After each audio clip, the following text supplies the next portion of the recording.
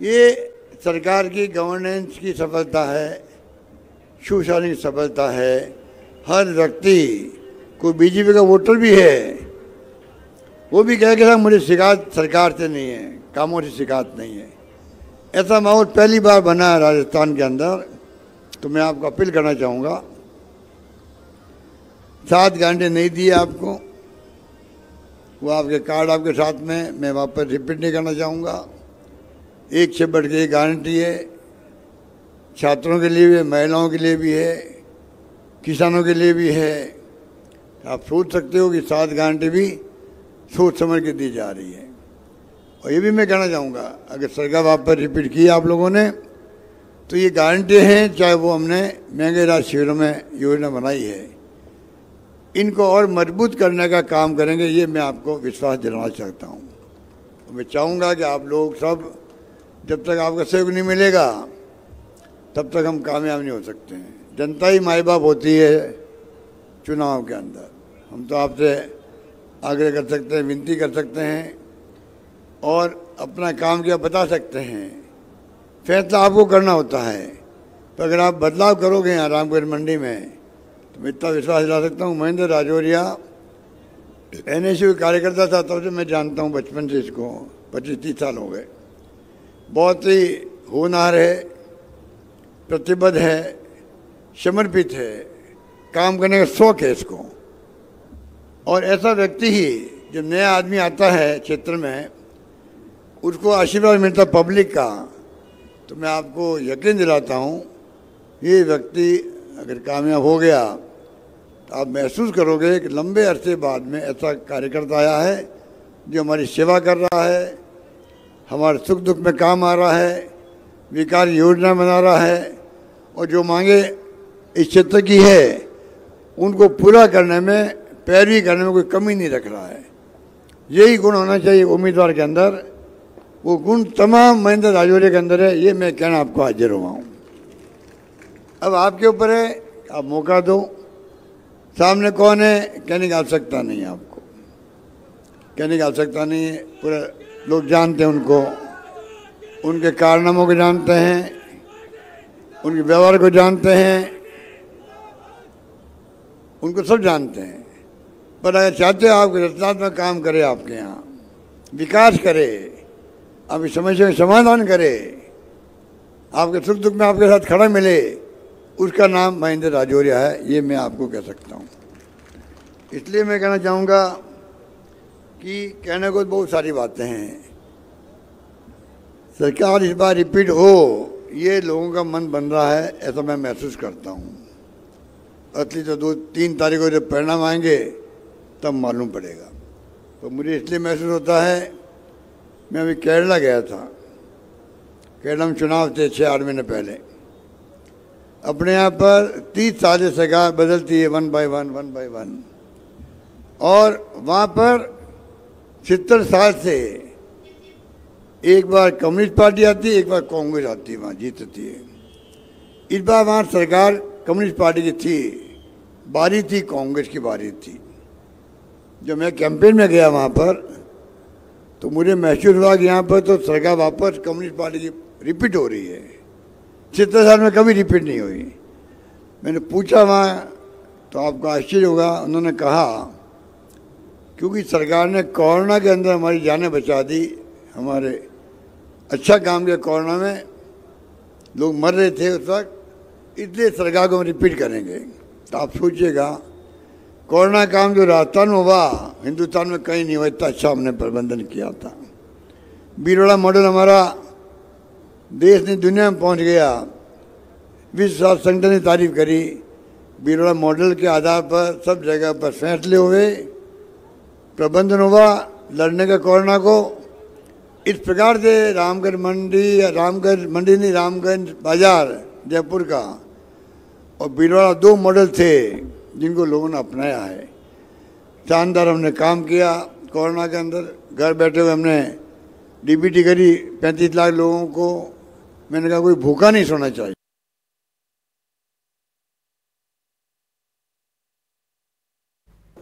मैंने कहा कोई भूखा नहीं सोना चाहिए, तो आप सबके सहयोग से कोई भूखा नहीं सोया। तो इतना अच्छा काम किया। और उसके अलावा जब कोरोना के अलावा इतना अच्छा हमने काम किया है, इतनी स्कीम लेके आए हैं, 10 गारंटी पहले दी है, 7 अभी दे रहे हैं, अच्छे कानून पास किए हम लोगों ने, एक से बढ़ के कानून पास हुए असेंबली के अंदर, पानी की योजना बनाई है, बिजली का उत्पादन बढ़ा रहे हम लोग, शिक्षा में हमने कीर्तिमान स्थापित किया है, कॉलेज खोले जगह जगह जहाँ मांग होती है वहाँ पर, 50 तो कैसी कॉलेज खोल दी होगी, 55 कुल कॉलेज है राजस्थान में, 50 अभी हमने खोल दी 5 साल के अंदर। ये हमारे विपक्ष वाले लोग बात गाय माता की बात करते हैं, अरे गाय माता की सेवा कौन कर रहा है? हम लोग कर रहे हैं। ये लोगों ने 5 साल में गौशालाओं को अनुदान देना मैंने प्रारंभ किया, पिछली बार जब मैं दूसरी बार मुख्यमंत्री था तब इन्होंने 5 साल में 500 करोड़ रुपये गौशालाओं को अनुदान दिया, और हमने मालूम है वो 5 साल में अभी 3000 करोड़ रुपये गाँव के लिए अनुदान दिया है राजस्थान के अंदर। ये किस मुँह से बात करते हैं? ये तो धर्म के नाम पे राजनीति कर रहे हैं, भड़का रहे हैं, जैसे हम हिंदू है ही नहीं, गाय माता हमारे लिए माता नहीं है। इनकी पोल खुलती जा रही है, अभी समझ गए हैं लोग, ये खाली कहते हैं, इनके पास कोई मुद्दा नहीं है।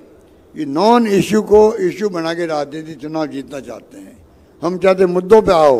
मुद्दे क्या है? विकास है राजस्थान के अंदर, हमारी गारंटी मुद्दा है, हमारी 10 गारंटी मुद्दा है, हमारे कानून पास ये वो मुद्दा है, 5 साल की गवर्नेंस है वो मुद्दा है। उस पर हमारी आलोचना करो, हम उनका जवाब देंगे आपको, उस पर नहीं करेंगे। ये धर्म के नाम पर भड़काना, महिलाओं पर अत्याचार हो रहे हैं। अरे आप बताइए, पेपर आउट हो गए हैं, इन पूछो, पेपर आउट तो गुजरात में भी, मध्य प्रदेश में भी, यूपी में कहाँ नहीं हो गए, आर्मी में हो गए, जुडिशरी में हो गए, पर हमने जो कार्रवाई की वो कई कार्रवाई नहीं करी है। हमने जेल भेज दिया लोगों को, कानून पार कर दिया, अभी आजीवन कारावास। हिंदुस्तान में कहीं कानून ऐसा नहीं बना, पेपर आउट करने वाले को आजीवन कारावास होगा अब। और कानून बनने के बाद में कोई पेपर आउट नहीं हुआ राजस्थान के अंदर।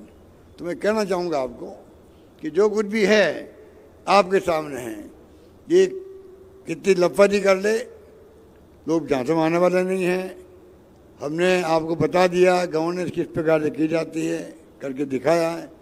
मैं आपसे अपील करूँगा कि आप इस बार जो कार्यकर्ता हैं, आपके बलबूते पे जीत निश्चित होती है।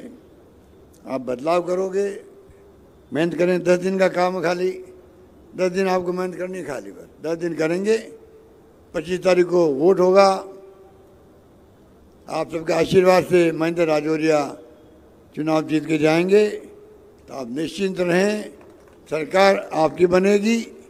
तब बनेगी तो एमएलए जीतेगा, सरकार तब बनती है तो एमएलए जीत के आते हैं। एमएलए आप जिताओगे तो सरकार बनेगी। आप चाहते हो सरकार वापस बने, तो मैं आपसे अपील करना चाहूँगा कि आप महेंद्र राजौरिया को कामयाब करें, अपना आशीर्वाद दें। यही बात करने के लिए मैं आया था। बहुत बहुत धन्यवाद। धन्यवाद। जय हिंद। आपका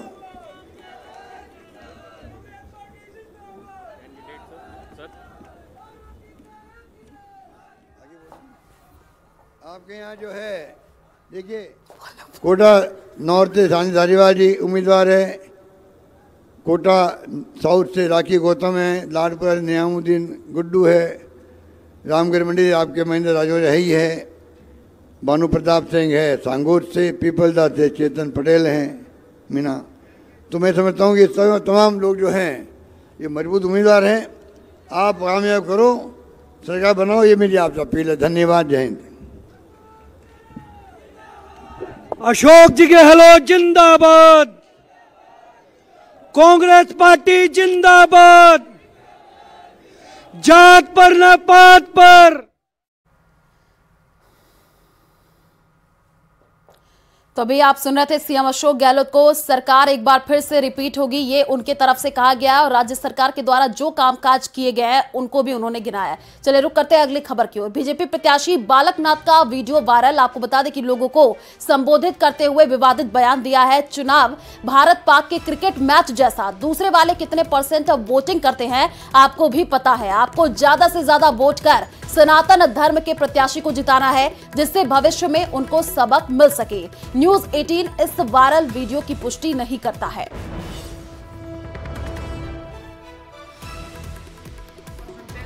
परास्त करेंगे तो आने वाले भविष्य में फिर कभी ऐसी हिम्मत नहीं करेंगे कि एक होकर हमारे सनातन धर्म को हराने की साजिश करेंगे। भारत माता की। देखिए, भारत पाकिस्तान का मैच है इस बार। भाई है कि नहीं मैच भारत पाकिस्तान का? ऊपर वाले भारत पाकिस्तान का मैच है। यहाँ जीत की लड़ाई नहीं है, यहाँ पर वोटिंग परसेंटेज की भी लड़ाई है। उधर वोटिंग परसेंटेज कितना होता है आपको बताने की आवश्यकता नहीं है। हमारा वोटिंग परसेंटेज, क्योंकि वो कबीले एक हो गए ना सारे, उनके जो मंसूबे हैं उन मंसूबों को परसेंटेज से परास्त करेंगे तो आने वाले भविष्य में फिर कभी ऐसी हिम्मत नहीं करेंगे कि एक होकर हमारे सनातन धर्म को हराने की साजिश करेंगे। भारत माता की।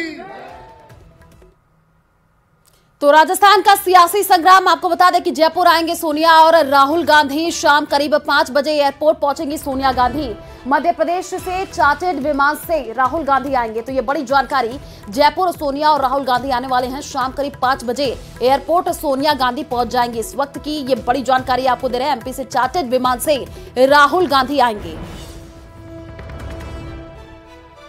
तो जयपुर सोनिया और राहुल गांधी आने वाले हैं, ये बड़ी जानकारी। देखिए, आने वाले दिनों में चुनाव है और उससे पहले अब देखिए कांग्रेस पार्टी भी पूरी तरीके से सक्रिय होती हुई नजर आ रही है। तमाम बड़े कद्दावर नेता का दौरा अब राजस्थान में हो रहा है। एमपी से चार्टर्ड विमान से राहुल गांधी आज पहुंचेंगे। शाम करीब 5 बजे एयरपोर्ट सोनिया गांधी के पहुंचने का कार्यक्रम बताया जा रहा है।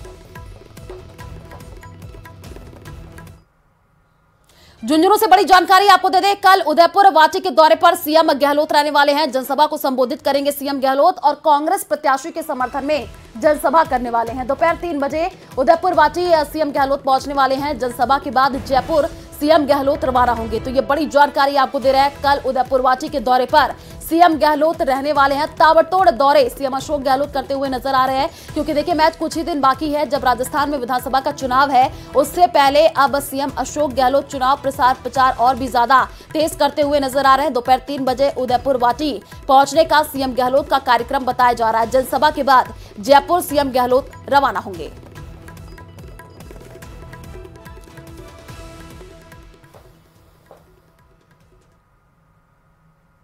तो राजस्थान के रण में अमित शाह अजमेर में आएंगे। केंद्रीय गृह मंत्री अमित शाह 4 विधानसभा सीटों पर जनसभा को संबोधित करेंगे। 2 विधानसभा क्षेत्रों में रोड शो करने का कार्यक्रम बताया जा रहा है। बीजेपी की ओर से अमित शाह का कार्यक्रम घोषित। तो ये बड़ी जानकारी आपको दे रहे हैं, गृह मंत्री अमित शाह अजमेर आएंगे और लगातार देखिए बीजेपी अपने तमाम बड़े कद्दावर नेता को राजस्थान में भेज रही है। 4 विधानसभा सीटों पर जनसभा को संबोधित करते हुए अमित शाह नजर आएंगे। 2 विधानसभा क्षेत्रों में रोड शो भी करने का कार्यक्रम बताया जा रहा है। तो राजस्थान के रण में अमित शाह 4 विधानसभा सीटों पर जनसभा को संबोधित करने वाले हैं। ये बड़ी जानकारी आपको दे रहे हैं। अजमेर केंद्रीय गृह मंत्री अमित शाह आएंगे।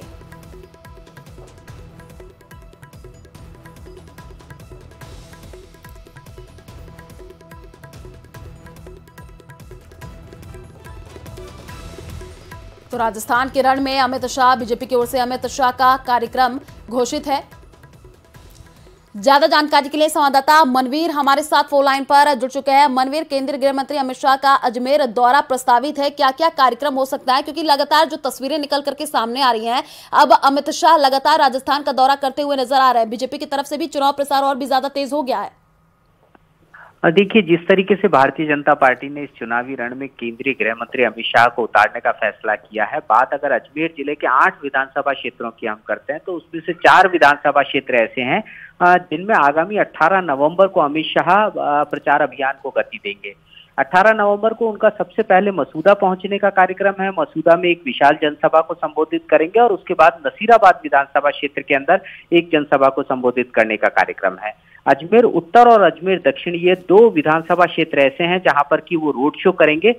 इन दोनों विधानसभा क्षेत्र का जो रोड शो है वो संयुक्त रूप से रखा गया है। इस रोड शो में वो भाग लेंगे और उसके बाद यहां से उनका सीधा दिल्ली पहुंचने का कार्यक्रम है। ये जो कार्यक्रम है ये प्रदेश कार्यालय भारतीय जनता पार्टी की ओर से घोषित कर दिया गया है अधिकृत रूप से।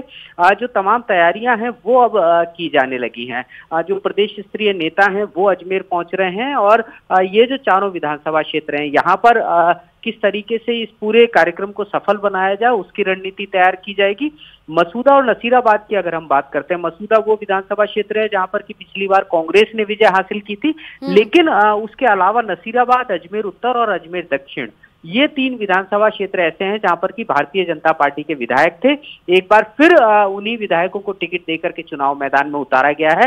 भारतीय जनता पार्टी इस चुनाव के अंदर किसी भी तरीके का रिस्क नहीं लेना चाहती और यही वजह है कि जहां कहीं भी थोड़ी बहुत कमजोरी नजर आ रही है, तमाम ऐसे स्थानों के ऊपर भारतीय जनता पार्टी के जो स्टार प्रचारक हैं उनकी मौजूदगी को दर्ज कराया जा रहा है, वो मतदाताओं को लुभाने के लिए और भारतीय जनता पार्टी की जो रीति नीतियां हैं उनको जन तक पहुंचाने के लिए इस तरह के कार्यक्रम किए जा रहे हैं। जी बिल्कुल मनवीर, ये दौरा काफी महत्वपूर्ण हो जाता है। आप नजर बना करके रखिए, आगे भी आपसे अपडेट लेंगे। फिलहाल शुक्रिया तमाम जानकारी साझा करने के लिए।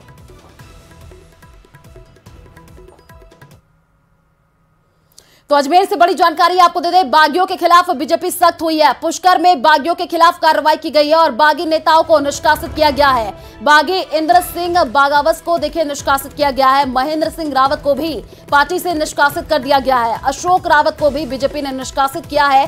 आरएलपी से चुनाव लड़ रहे अशोक रावत, ज्ञान सारस्वत पर फिलहाल कोई निर्णय नहीं लिया गया है। तो भाजपा ने बागियों के खिलाफ इख्तियार कड़ा रुख अपना लिया है। अजमेर की ब्यावर और पुष्कर विधानसभा क्षेत्रों के बागियों के खिलाफ कार्रवाई। ब्यावर में बागी इंद्र सिंह बागावस और महेंद्र सिंह रावत भाजपा से निष्कासित हुए हैं और पुष्कर विधानसभा क्षेत्र से आरएलपी से चुनाव लड़ रहे अशोक रावत को भी भाजपा ने निष्कासित किया है। अजमेर उत्तर से बगावत कर चुनाव लड़ रहे ज्ञान सारस्वत पर फिलहाल कोई निर्णय नहीं लिया गया है।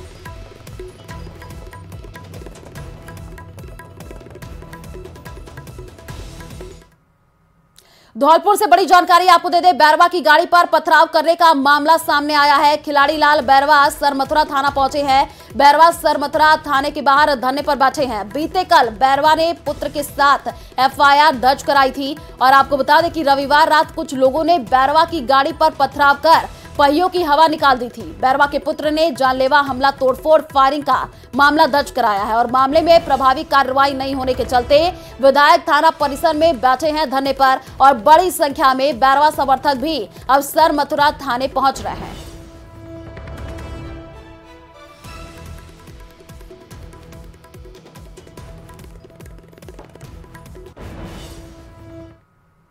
टोंक के मालपुरा से बड़ी जानकारी आपको दे दें, तेज रफ्तार कार ने बाइक को टक्कर मारी है। आपको बता दें कि हादसे में योजना अधिकारी के घर पर हमला हुआ है। 36 लोगों ने लठ और हथियार लेकर के हमला किया है। गाड़ियों और घर में तोड़फोड़ की गई है और लूटपाट की भी यहां पर कोशिश हुई है। हमले में अधिकारी और उनका बेटा घायल हुआ है। पीड़ित ने 17 लोगों के खिलाफ थाने में शिकायत दी है। पुलिस ने मामला दर्ज करके अब जांच शुरू कर दी है। तो डूंगरपुर से ये बड़ी जानकारी आपको दे रहे हैं, जिला स्वच्छ परियोजना अधिकारी के घर पर हमला हुआ है। कुछ लोग लठ लेकर के पहुंचे हैं और यहां पर हमला किया गया है। पुलिस ने मामला दर्ज कर लिया है। इस पूरे मामले की जांच पड़ताल की जा रही है। हमले में अधिकारी और उनका बेटा घायल बताया जा रहा है। तो 36 लोगों ने लठ और हथियार लेकर के हमला किया है। बारां जिले के किशनगंज शाहबाद विधानसभा में कांग्रेस प्रत्याशी निर्मला सहरिया को जनसंपर्क के दौरान विरोध का सामना करना पड़ा है। ग्रामीणों ने बीच रास्ते पर बिजली का खंभा डाल निर्मला के काफिले का रास्ता रोक दिया। बाद में ग्रामीणों द्वारा विरोध के चलते प्रत्याशी को बैरंग लौटना पड़ा है। यह पूरा मामला देवरी कस्बे के पास गोरधनपुरा गांव का बताया जा रहा है, जहां मौजूदा विधायक और कांग्रेस की प्रत्याशी निर्मला सहरिया अपने समर्थकों के साथ जनसंपर्क के लिए पहुंची थी, जहां ग्रामीणों ने रास्ते पर बिजली का खंभा डाल करके काफिले का रास्ता रोक दिया। इसी दौरान गांव के कुछ लोग छतों से भाजपा जिंदाबाद के नारे लगाने लगे। कार्यकर्ताओं के साथ गोरधनपुरा गांव पहुंची कांग्रेस प्रत्याशी निर्मला सहरिया को बिना जनसंपर्क ही लौटना पड़ा।